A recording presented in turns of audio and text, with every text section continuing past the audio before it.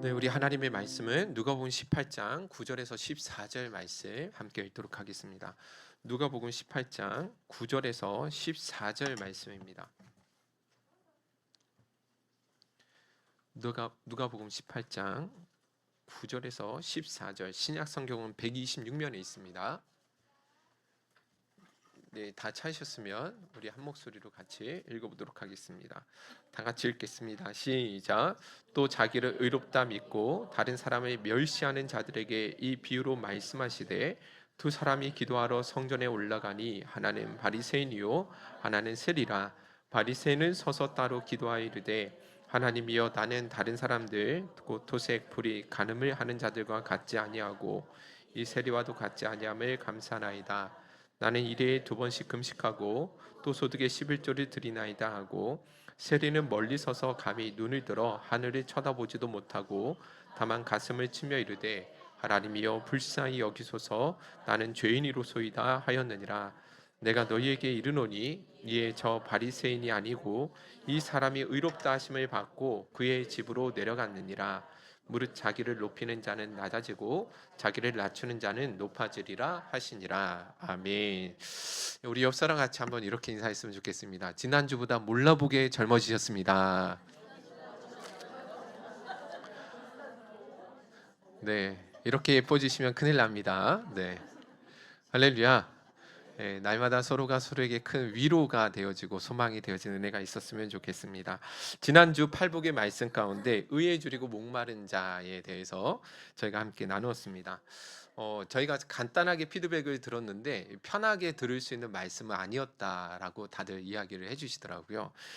그런데 오늘 제가 이 본문의 말씀을 가지고 다시 한번 같은 주제의 말씀을 나눠보려고 합니다. 왜냐하면 지난주 우리가 나누었던 그 말씀이요, 복음의 진수가 그 안에 담겨져 있기 때문에 그렇습니다. 복음의 핵심 중에 핵심이 그 안에 정말 다 담겨져 있다라는 것이죠. 결국 그래서 이 복음의 원리, 이 복음의 핵심을 우리가 바르게 알지 못하고 그 말씀 가운데 거하지 못한다고 한다면 결단코 우리의 신앙이 건강하게 세워질 수 없다라고 저는 확신합니다. 그래서 분명히 오늘 이 말씀 또 반복해서 듣는 것이 또 힘들기도 하고 또 우리 인간의 죄의 문제를 다루는 부분이기 때문에 사실 말씀을 들을 때 마음의 양심에 갇히기 자꾸 느껴질 수 있다라는 거예요. 분명히 힘드시겠지만 그래도 오늘 한 번 더 말씀을 제가 함께 좀 나눠보면서 여러분들이 진짜 바른 복음의 말씀 위에 건강한 신앙생활, 건강한 믿음 생활을 하실 수 있기를 주님의 이름으로 축원드립니다. 자, 성경의 이름 말씀에 우리 모든 사람은 죄인이다라고 말씀해 주고 있습니다. 세상에 태어난 인간 중에 죄인으로 태어나지 않은 사람은 한 사람도 없다라고 말씀해 주고 있다라는 것이죠. 여러분들 여기서 죄인이라 성경에서 모든 사람이 죄인이다라고 이야기하시는 그 죄인이라는 의미는 단순히 우리가 좀 거짓말을 좀 하고 누군가를 미워하는 정도, 그 정도의 죄를 말하는 것이 아닙니다.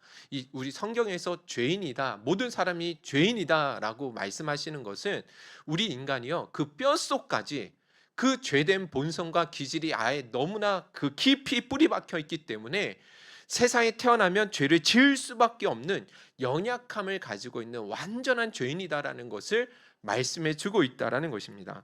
여러분들 송혜교가 나왔던 드라마, 예전에 작년이었던 것 같죠, 그죠? 그 글로리, 더 글로리라는 드라마가 있었는데 그 드라마를 여러분들 보신 분들은 아시겠지만 인간이 가지고 있을 수 있는 온갖 종류의 죄악들이요, 그 등장 인물을 통해서 정말 리얼하게 드러내는 것을 볼 수 있었습니다.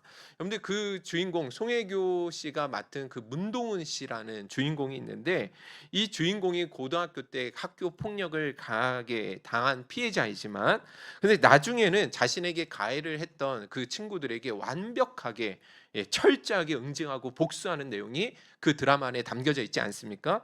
자, 사람들은 이런 복수 과정들을 보면서 사이다다, 야 진짜 통쾌하다, 이렇게 많은 청중들은 그렇게 받아들였을지 모르겠지만 사실 여러분 성경적으로 보면 이 문동은의 행위는 너무나 악한 행위가 된다라는 것입니다.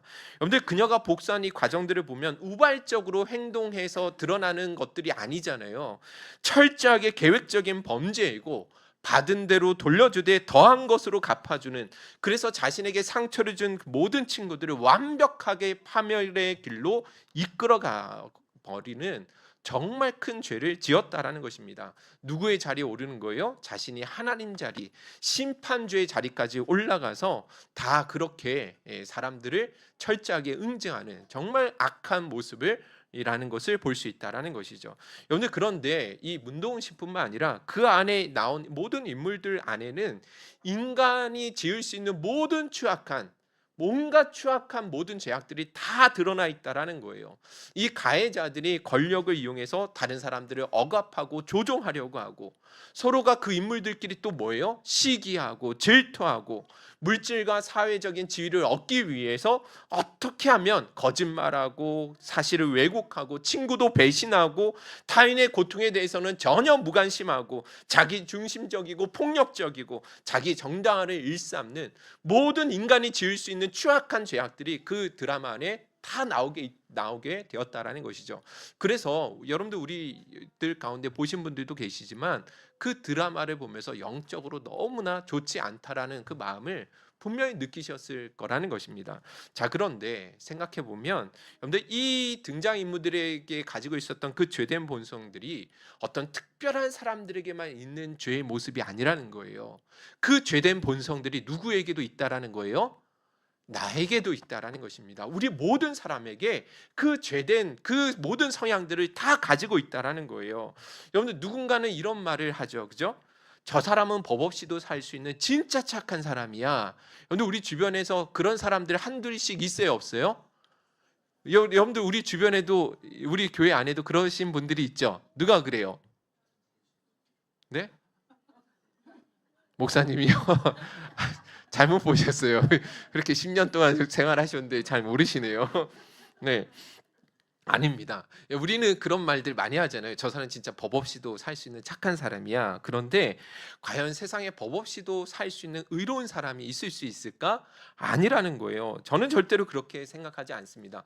겉으로 드러나 보이기는 그렇게 보일지는 모르겠지만 그 모든 사람의 내면에는 결국 죄된 본성이 다 담겨져 있다라는 거예요. 여러분들, 최근에 수능 만점을 받은 의대생이 여자친구를 아주 그 친구를 흉기로 수차례 찔러서 살해했던 내용이 최근에 큰 이슈가 되지 않았습니까? 여러분들, 이 사람은 의대생이고 수능 만점자래요. 그러니까 얼마나 모범생으로 열심히 생활했겠냐라는 거예요. 그래서 뉴스를 보니까 평소에도 이 친구는 사람들 사이에서 잘 문제를 일으킨 적도 없고 평범한 학생이었다라는 것입니다.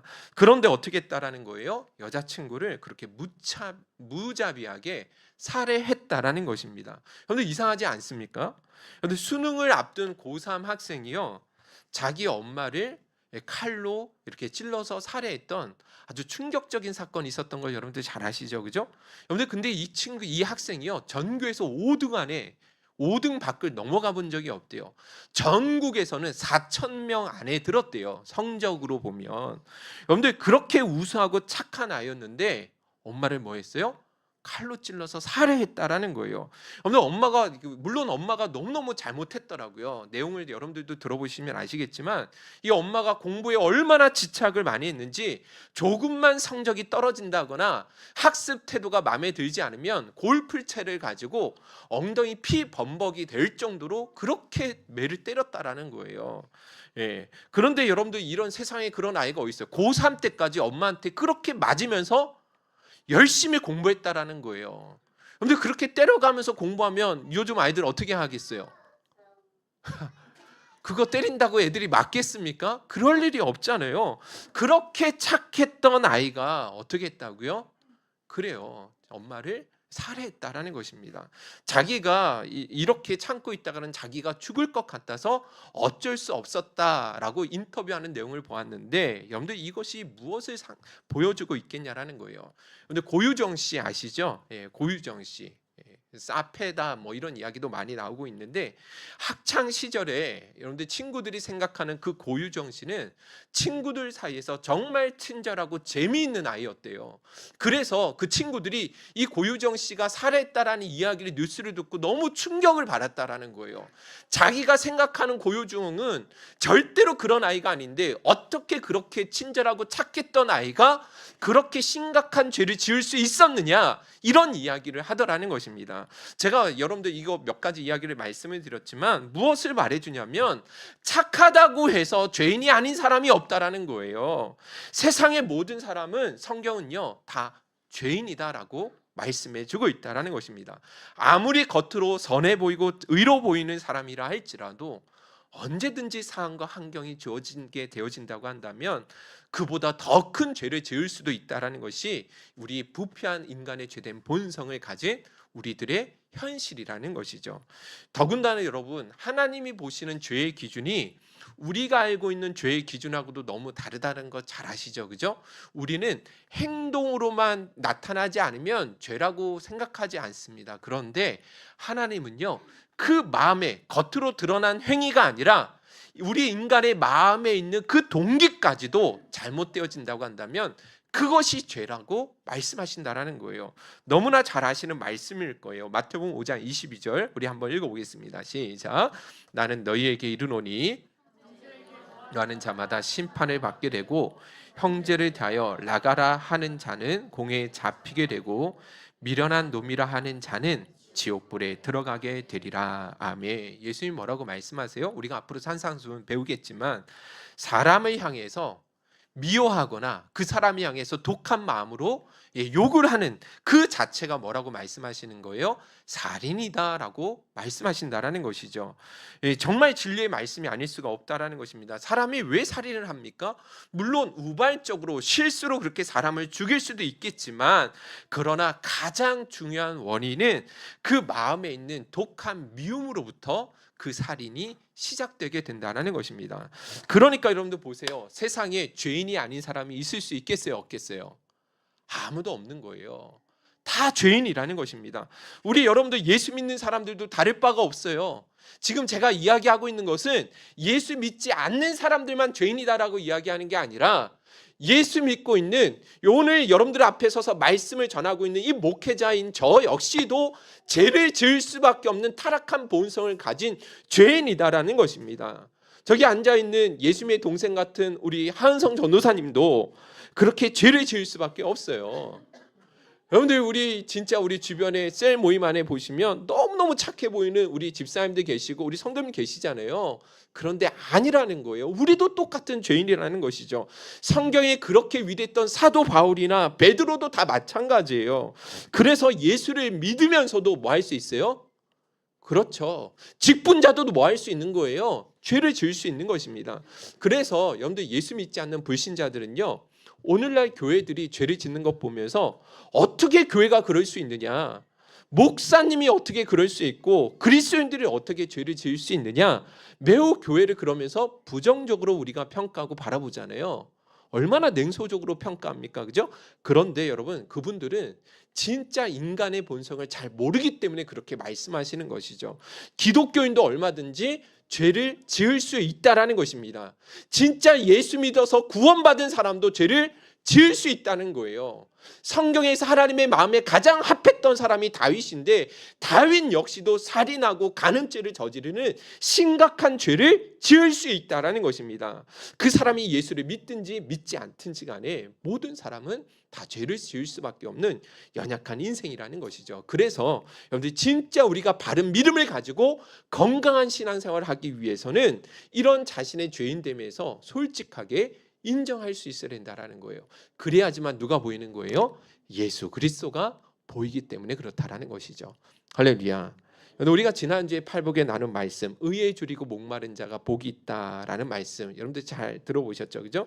여기서 줄이고 목마르다라는 것은 밥 한 끼 안 먹어서 배고프고 한두 시간 물 마시지 않아서 목마르다, 그런 의미가 아니라고 말씀을 드렸습니다. 그 줄이고 목마르다라고 하셨던 것은 지금 당장에 손 쓰지 않으면 죽을 것 같은 그런 절대적인 갈망함을 의미한다라고 말씀을 드렸어요. 예전에 삼풍백화점이 무너졌을 때 그 잔해에서 10일 만에 혹은 17일 만에 살아난 사람들이 있었잖아요. 근데 이들이 어떻게 생명을 연장할 수 있었다라고 그랬어요? 너무 배고프니까 박스나 나무를 뜯어먹고, 그리고 너무 목마르니까 자기 오줌을 바다다가 먹으면서 그렇게 연명했다라는 것입니다. 자, 그런데 너무 절박한 마음, 이런 갈급한 마음을 우리 주님은 그렇게 줄이고 목마르다라고 말씀하셨는데, 근데 예수님이 뭐라고 말씀하시냐면 의에 대해서 그런 절대적인 갈망함이 있어야 된다라는 거예요. 무엇에 줄이고 목말라야 된다고요? 의에 줄이고 목마른, 의에 대하여 절대적으로 갈망할 수 있는 마음이 있어야 된다라는 것입니다. 왜냐하면 우리 모든 사람은 죄인이기 때문에 스스로는 결단코 의로워질 수가 없기 때문에 그렇다라는 거예요. 아무리 애쓰고 힘써도 이 죄의 문제를 해결할 수가 없고, 또 죄에 대해서 우리는 너무나 무기력하고 무능하기 때문에, 그래서 우리는 의에 대한 갈망함을 반드시 가져야 된다라고 말씀해 주고 있다라는 것입니다. 여러분들, 누군가가 그래서 이 의에 줄이고 목말라야 된다라는 이 말씀을 우리가 더 의롭게 살아갑시다, 우리가 더 정의로운 삶을 살아갑시다, 이렇게 해석하시는 분들, 이렇게 결론을 맺으시는 분들이 있는데, 사실 여러분들 이것은 바른 해석이 아닙니다. 지금까지 우리가 팔복의 말씀을 나누면서 나눴던 것들은 우리 힘과 의지로는, 여러분들 잘 들으셔야 돼요, 우리 예수 믿는 사람을 다 포함하는 겁니다. 우리 모든 그리스도인들 역시도 마찬가지예요. 우리 그리스도인들이 가지고 있는 힘과 의지로는 결단코 의롭다함을 받을 수가 없다라는 거예요. 우리가 가진 힘으로, 결단과 의지로는 이 죄의 문제를 이겨낼 수가 없다라는 거예요. 여러분들 한번 생각해 보세요. 여러분들 신앙생활 하시면서 진짜 여러분들이 말씀대로 완벽하게 다 살아내실 수 있어요, 없어요? 없잖아요. 이게 현실이잖아요. 말씀대로 살려고 노력하면 노력할수록 우리가 무엇을 더 많이 깨닫습니까? 아, 내 힘으로는 하나님의 말씀을 온전히 지켜낼 수가 없구나. 아, 우리는 하나님의 말씀을 내가 지켜서 내 행위로, 내 선한 행실로는 결단코 의롭다함을 받을 수 있는 존재가 아니구나 라는 것을 우리는 더 많이 깨닫게 되지 않냐라는 것입니다. 그래서 여러분들, 신앙이 깊어진다라는 것은, 영적으로 더 성숙해진다라는 것은, 아, 나는 이 정도면 괜찮은 사람이다라고 여러분들 그렇게 안도하는 것이 아니라 그 반대입니다. 아, 나는 이 정도도 안 되는 사람이구나. 아, 나는 이토록 뼛속까지 진짜 큰 죄인이구나. 예수님이 십자가에 달려 돌아가실 수밖에 없었던 이유가 진짜 있었구나 라는 것을 점점 더 깨닫게 되어질 때, 우리는 그것을 그 사람이 조금 더 성장했다, 성숙했다라고 이야기할 수 있다는 것이죠. 할렐루야. 여러분들, 그 마블, 예전에 엔드게임, 마블 영화 중에 어벤져스 엔드게임이라는 이 영화가 있었는데, 제가 그 마블 영화를 참 좋아했는데 가장 재밌게 봤던 영화가 바로 그 엔드게임이라는 영화였습니다. 그때 가장 큰 악당으로 나왔던 사람이 그 타노스라는 사람이에요. 그 뭐 건틀렛에 여러 가지 뭐 보석을 키우면 절대적인 힘을 갖게 되어지는, 신의 힘을 갖게 되어지는 뭐 그런 사람, 그런 영화였는데, 이 타노스라는 사람이 너무 힘이 세니까 뭐 헐크나 아이언맨이나 뭐 이런 사람들이 아무리 힘을 다 합해도 그 한 사람을 당해낼 수 있어요, 없어요? 못 당해내는 거예요. 그런데 이 닥터 스트레인저라는 미래를 예견할 수 있는 사람이 있었거든요. 근데 그 사람이 막 미래를 이제 앉아가지고 미래를 예견하는데, 그런데 이 타노스를 쳐서 이기고 승리할 수 있는 단 하나의 확률을 발견한 거예요. 그 확률이 몇 퍼센트의 확률이었냐면 1400만 605개 중에 1. 여러분들 여기에서 뭐 은혜 받을 필요는 없고요. 그렇다는 거예요. 네, 진짜 거의 불가능한데, 이 닥터 스트레인저가 이 1400만 605개 5분의 1의 확률로 이 타노스를 이길 수 있는 방법이 있었는데, 그게 이제 아이언맨이 희생해서 죽는 것이다. 그러면 온 인류를 희생해서 구원해낼 수 있다. 뭐 그런 내용이었거든요. 자, 그러면 여러분 한번 생각해 보세요. 확률을 한번 생각해 보시라는 거예요. 여러분, 우리 사람이 스스로 인간이 노력하고 힘쓰고 애써서 의롭다함을 받을 수 있는 확률은 대체 얼마나 될까요? 얼마 정도 될 것 같으세요? 예? 몇 천만 분의 1? 몇 백만 분의 1? 수억 분의 1이나 될 수 있을까요? 아니라는 거예요. 수조분의 1도 안 돼요. 불가능하다라는 거예요. 제로라는 거예요. 뭐 그 영화에서는 1400만 분의 1의 확률이 있다라고 이야기하는지 모르겠지만, 여러분, 사람이, 우리 인간이, 죄된 인간이 스스로의 노력과 행위를 통해서 의롭다함을 받아서 구원받을 수 있다라는 건 0이라는 거예요. 제로라는 것입니다. 그렇기 때문에 누가 오셔야 됐는가? 예수님이 이 땅에 오셔야 했다라는 거예요. 예수님께서 이 땅에 인간의 몸을 입고 오셔서 우리를 대신해서 십자가에 죽으시는 그 방법 말고는 우리 인간이 구원함을 받을 수 있는, 의롭다함을 받아서 구원받을 수 있는 길이 전혀 없었기 때문에 예수님 뭐 하신 거예요? 이 땅에 인간의 몸을 입고 오실 수밖에 없었다라는 것입니다.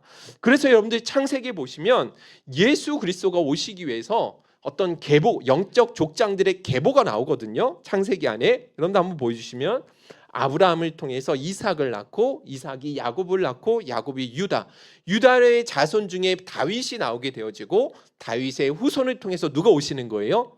인류를 구원하실 수 있는 예수 그리스도가 나오게 되는 거예요. 자, 그런데 여러분들 보시면 여기에 나오는 모든 인물들을 제가 다 살펴볼 수 없지만, 하나님이 선택하셔서 그 영적 메시아가 오실 그 계보를 세우기 위한 이 영적 계보 안에 보면 이 사람들 가운데 어떤 누구도 자격 있는 사람이 없는 거예요. 여러분들 대표적으로 이 아브라함 한 사람만 한번 생각해 볼게요. 여러분들 이 아브라함은 이 가정이 어떤 가정이었냐면 아내가 불임 여성이었습니다. 불임 가정이었다라는 거예요. 한번 보실까요? 창세기 11장 29절 30절 읽어보겠습니다. 시작. 아브람과 나홀이 장가들었으니 아브람의 아내 이름은 사레며 나홀의 아내 이름은 밀가니 하란의 딸이요 하란은 밀가의 아버지며 또 이스가의 아버지더라. 사레는 임신하지 못함으로 자식이 없었더라. 그러면서 12장 1절에 하나님이 아브람을 부르시는 내용이 나오는 거예요. 너는 본토 친척 아비 집을 떠나 내가 지시할 땅으로 가라. 내가 너를 큰 민족을 이루겠다라고 말씀하시거든요. 자, 그러면 여러분 보세요. 아브라함은요, 큰 민족을 이룰 수 있는 상황이에요, 아니에요? 아니에요. 여러분들 이 사라가 여러분들 불임 여성이에요. 언제까지 불임이었죠? 89세까지요. 예, 89세. 그래서 성경에 보면 경수 생리가 끊어졌다라고 나오거든요.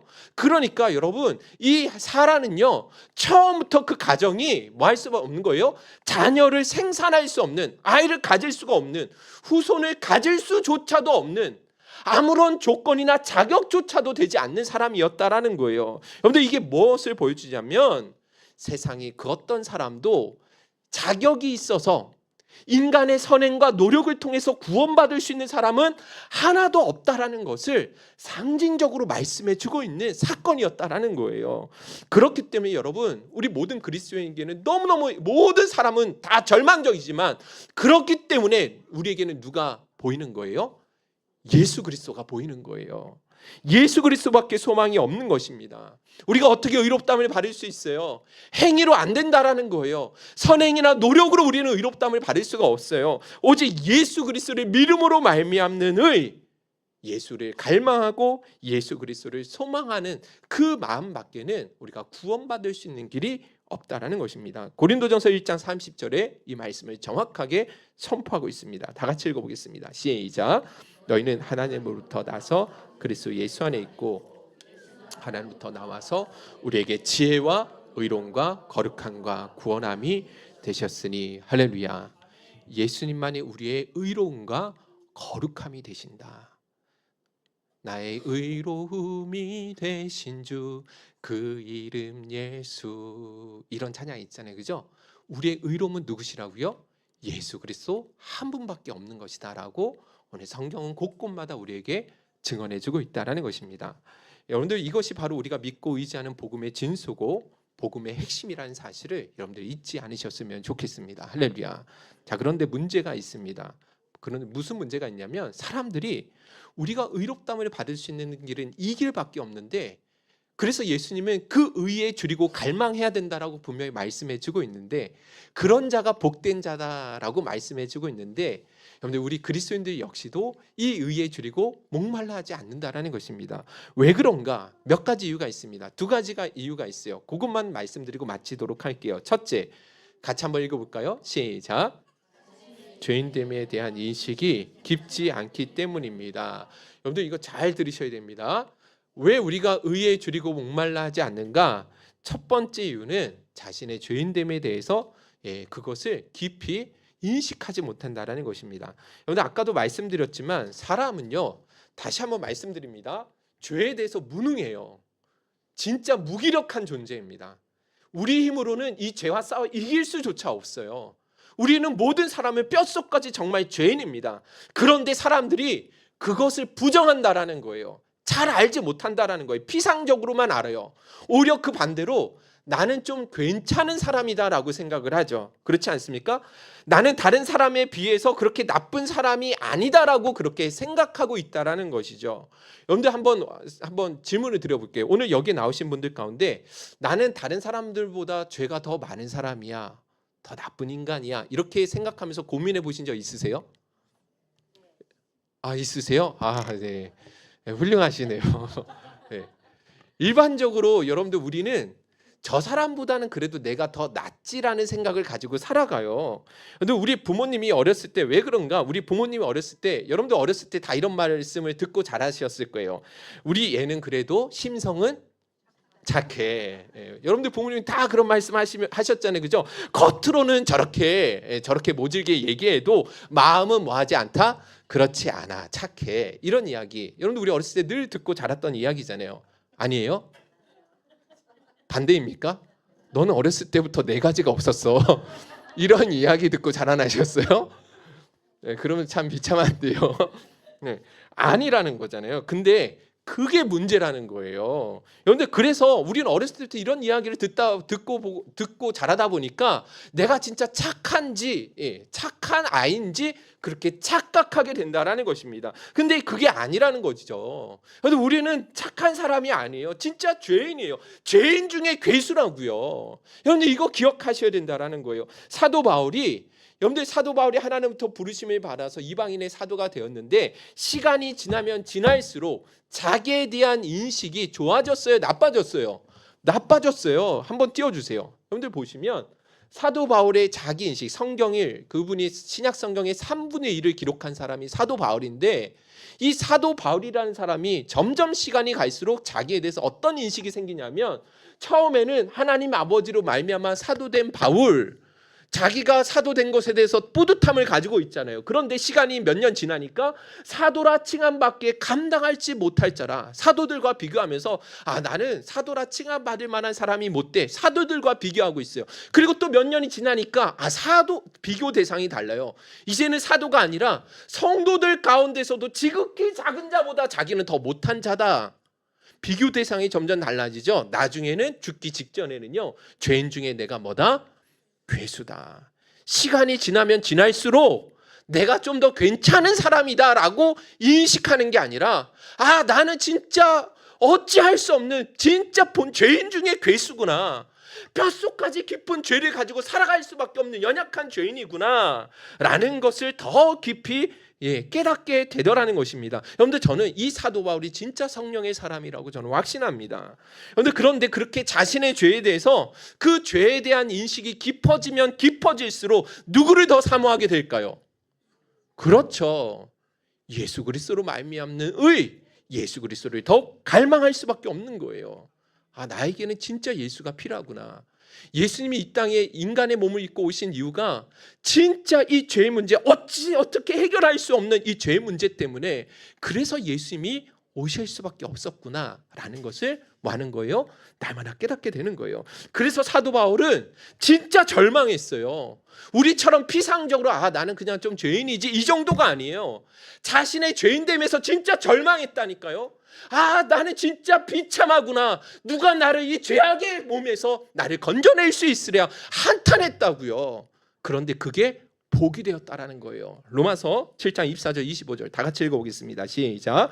오라 나는 공고한 비참한 사람이로다. 이 사망의 몸에서 누가 나를 건져내랴. 우리 주 예수 그리스도로 말미암아 하나님께 감사하노라. 할렐루야. 자신이 시간이 지나면 지날수록 이 죄로부터 어떻게 벗어날 수 없는 연약함을 보면서 비참해지는 것을 느꼈지만 그것이 끝이 아니었다라는 거예요. 오히려 하나님 앞에 감사할 수 있었어요. 왜 그런지 아십니까? 왜냐하면 예수 그리스도로 말미암아 의로워질 수 있는 그 유일한 길이 더 선명하게 보여졌고 그것을 붙들 수 있는 확신이 생겼기 때문에 그렇다라는 것입니다. 할렐루야. 아멘이십니까? 그런데 우리가 진짜 예수 그리스도께서 주시는 의만을 사모하기 위해서는 자신에 대해서 뭐 하셔야 돼요? 절망하셔야 된다라는 거예요. 자기 의에 대해서, 나의 노력이나 나의 수고나 나의 모든 행위에 대해서 스스로 만족하지 마시라는 거예요. 나는 죄인이구나, 나는 안 되는 존재였구나, 그렇게 절망하고 그렇게 애통하는 자가 복이 있게 된다라는 것입니다. 할렐루야. 물론 여기에서 주의하셔야 될 것이 있어요. 어차피 나는 죄인인데 뭐 대충 그렇게 살지 뭐, 여기로 나가셔는 안 돼. 이 방향으로 나가셔서는 안 돼요. 하나님께서 부어주신 은혜가 너무 크기 때문에 어떻게 내가 이 받은 은혜가 이렇게 큰데 그 은혜를 값없이 내가 무시하며 살아갈 수 있겠습니까? 그래서 더더욱 우리는 하나님 주신 그 은혜에 합당한 자의 삶을 살기 위해서 더 거룩하게 노력해야 되고, 더 하나님의 말씀 앞으로 나아가야 되고, 더 기도하는 자리, 더 말씀 보는 자리로 더 가까이 나가셔야 된다라는 거예요. 할렐루야. 아멘이시죠? 여러분들 이 균형을 결단코 놓치지 아니하실 수 있기를 간절히 소원합니다. 자, 이와 같은 내용은 앞으로 우리가 더 살펴보도록 이 팔복의 말씀 마치면 산상수훈의 내용이 은혜 받은 자로서 우리가 이런 은혜를 받은 사람이라면 어떻게 살아야 되는가에 대한 삶의 부분이 엄청 많이 나와요. 그 부분에서 제가 더 깊이 다루고 넘어가도록 하겠습니다. 자, 두 번째, 마지막입니다. 두 번째, 왜 우리가 의에 대해서 갈망하지 못하고 있는가? 우리 지난주 셀 모임 때 나눴던 내용인데 다 같이 한번 읽어보겠습니다. 시작. 여전히 행위에 의한 의를 자랑하고 있기 때문에 그렇습니다. 여러분, 우리가 무언가 남다른 자리에서 봉사하고 있고 예배하고 있기 때문에, 다시 말해서 우리는 오늘 뭐 하러 왔어요? 예배 드리고 있잖아요. 예배 자리에 있으니까 우리 안에 뭐가 드는 거예요? 예수 그리스도의 의에 대한 갈망함이 사라진다라는 거예요. 되게 역설적인데요. 그런데 이게 어떤 의미냐면, 어떤 사람이, 예를 한번 들어볼게요. 어떤 사람이 너무나 힘들고 어려운 일이 있어가지고 100일 작정 새벽 기도를 한 거예요. 작정 기도, 새벽 기도회를. 쉬운 일이 아니죠. 100일 작정 기도 해보신 분은 아시겠지만 쉽지 않습니다. 자, 그런데 그렇게 처음 한 새벽 예배 기도에 참석할 때는 너무 설레고 기대가 되고 감사했어요. 자, 그런데 30일이 지나고 그렇게 50일이 지나니까 점점 뭐가 보이기 시작하는 거예요? 그 장로님은 왜 기도하러 오지 않으셨을까? 그 권사님은 새벽 기도에 왜 기도하러 안 오실까? 자꾸 이런 것들이 보이기 시작한다라는 거예요. 여러분, 이상하지 않습니까? 그렇게 새벽 예배 열심히 나와가지고 하나님 앞에 간절함으로 기도하면 우리의 의로움이 되신 예수 그리스도만 더 가까이 더 깊이 보여야 되는데, 왜 자꾸 이상하게 새벽 예배 나오지 못하시는 그 중직자들이 자꾸 보일까요? 왜 새벽 예배에 졸고 계시는 목사님만 자꾸 더 보이게 될까요? 네, 이런 부분. 제가 존다는 게 아니에요. 예를 들어서 말씀을 드리는 겁니다. 그런데 이게 안타깝잖아요. 그런데 이게 바로 우리의 죄된 본성이라는 것입니다. 조금만 내게서 선한 의지가 있고 선한 행위가 나타나면 그것을 뭐 하고 싶은 거예요? 자랑하고 싶은 거예요. 자랑하면 그것으로만 그치면 상관은 없겠는데, 내가 그것이 의가 되어서 이제는 그렇게 행하지 못하는 사람들을 보면 뭐 하게 되는 거예요?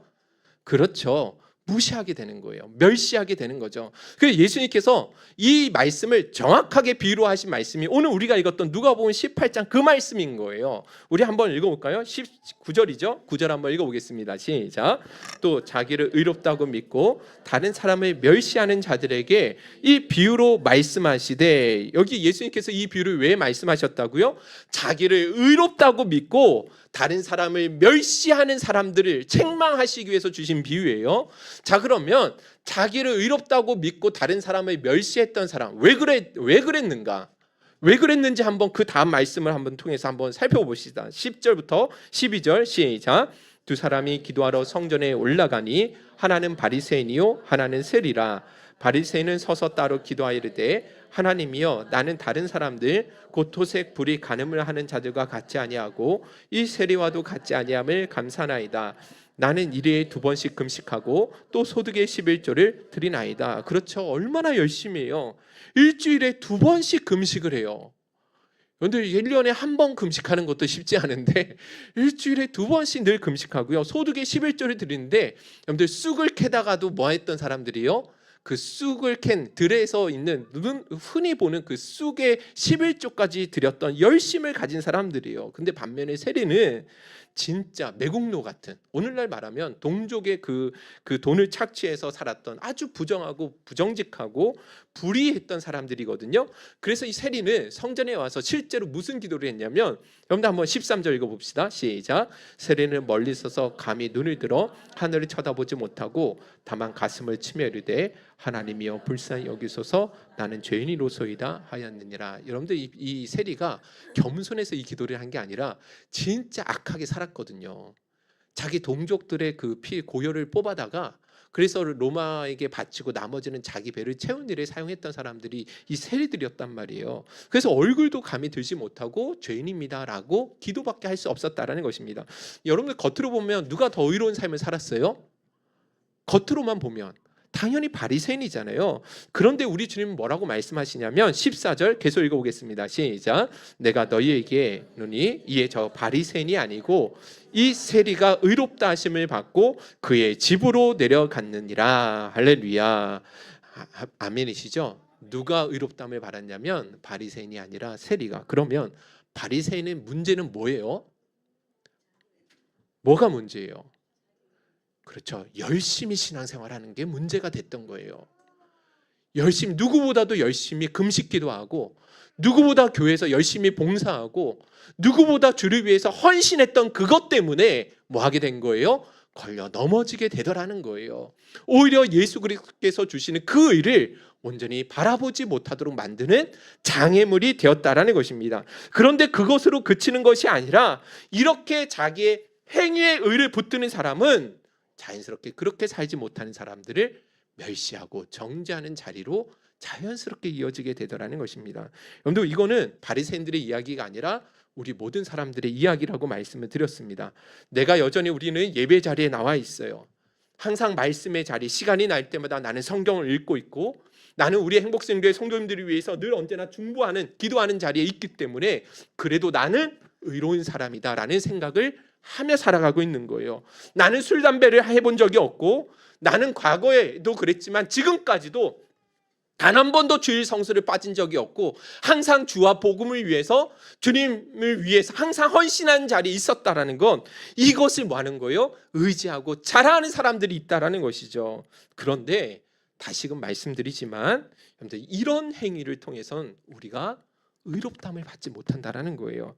이 인간의 행위가 아무리 의로워도 하나님 보시기에는 그것이 다 더러운 옷이다라고 말씀하신다라는 것입니다.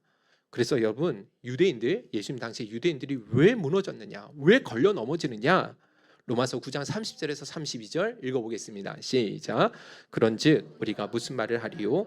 의를 따르지 아니한 이방인들이 의를 얻었으니 곧 믿음에서 난 의요 의의 법을 따라간 이스라엘은 율법에 이르지 못하였으니 어찌 그러하냐?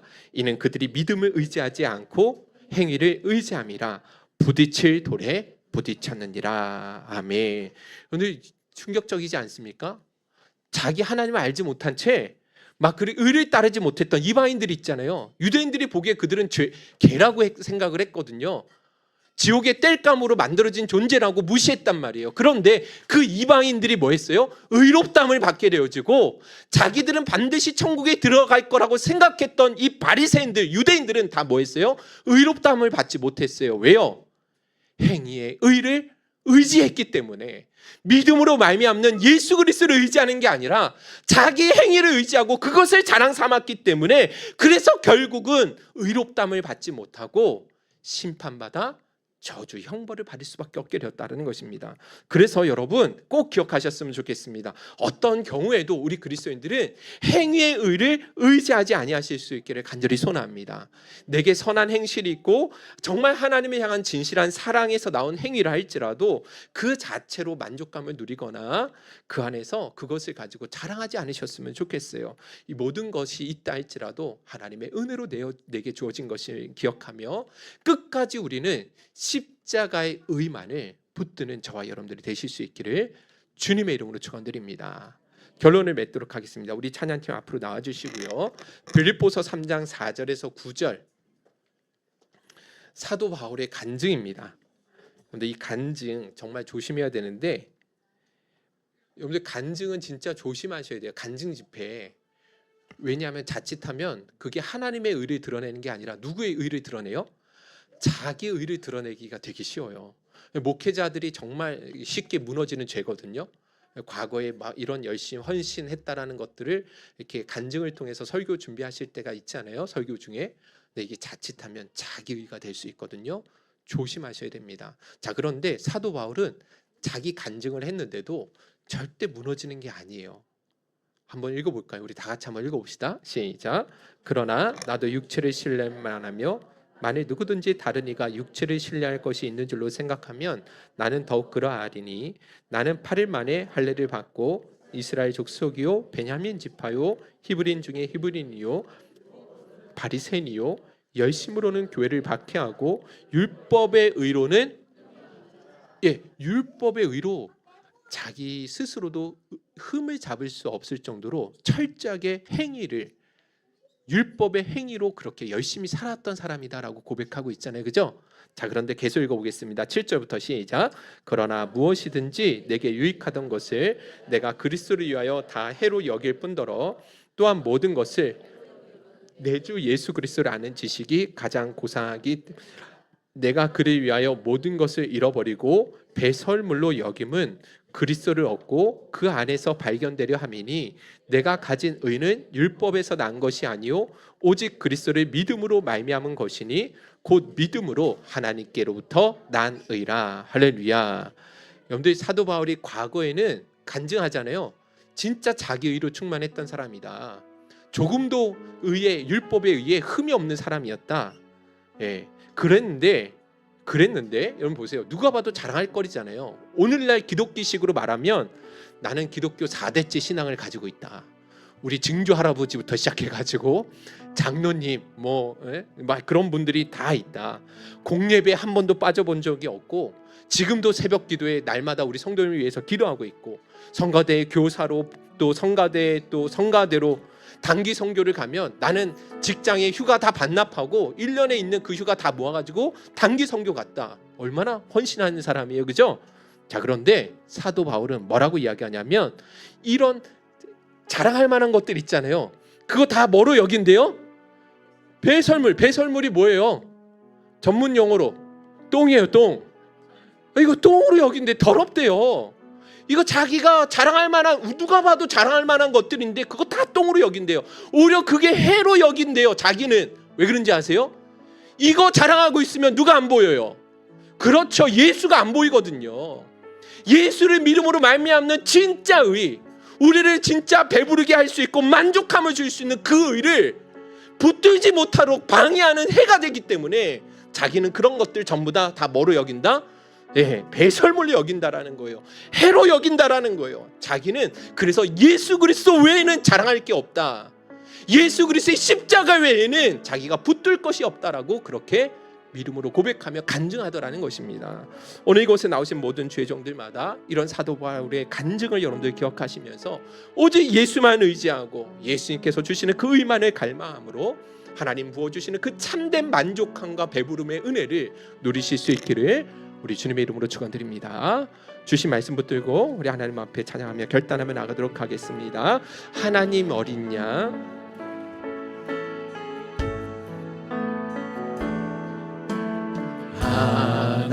하나님 어린 양 독생자 예수 날 위해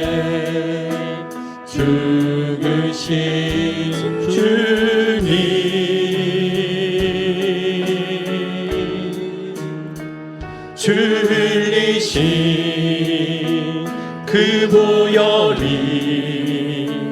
나의 죄를 정결케 하네. 내 영을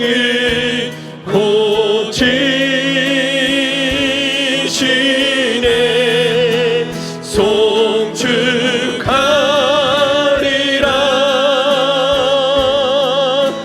화목케 하신 주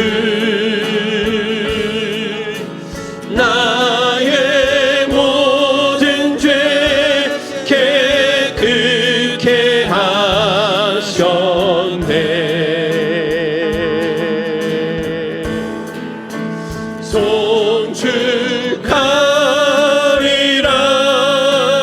송축하리라. 귀하신 어린 양 모두 전하고 모두 외치. 우리 처음부터 한 번 더 믿음으로 고백하며 나갑니다. 하나님 어린 양, 하나님 어린 양, 독생자 예수 날 위해 죽으신 주님,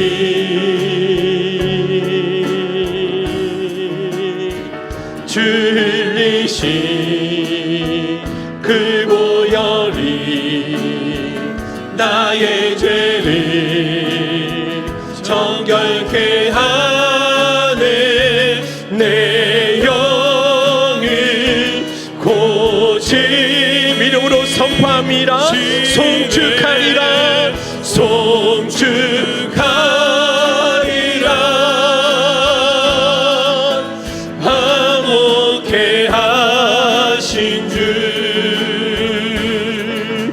나의 모든 죄 깨끗게 하셨네.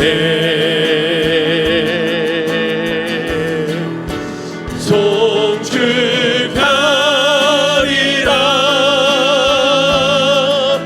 귀하신 어린 양 모두 전하고 모두. 우리 다 같이 두 손 들어서 우리 마음의 중심을 다해서 전심으로 선포하며 나갑니다. 송축하리라. 송축하리라. 화목케 하신 주 나의 모든 죄 깨끗게 하셨네.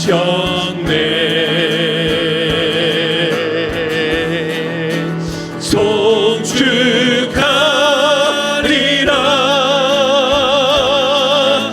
귀하신 어린 양 모두 전하고 모두 외치리라. 오늘 주신 말씀 붙들고 우리 하나님 앞에 기도했으면 좋겠습니다. 하나님, 어떤 순간에도 자기 의를 자랑하지 않게 하여 주옵소서. 우리의 자아가 완전히 깨어지고 완전히 박살내어진 은혜를 허락하여 주옵소서. 우리가 살아가는 날 모든 동안에 오직 예수 그리스도만 붙들게 하여 주옵시고 예수 그리스도를 믿음으로 말미암는 그 의만을 자랑하는 삶이 되게 하여 주옵소서. 오직 나는 죽고 예수로 살게 하여 주시고 예수 그리스도와 그분의 십자가만을 자랑할 수 있게 하여 주옵소서. 우리 주여 한번 우리 신의 기도를 하도록 하겠습니다. 주여.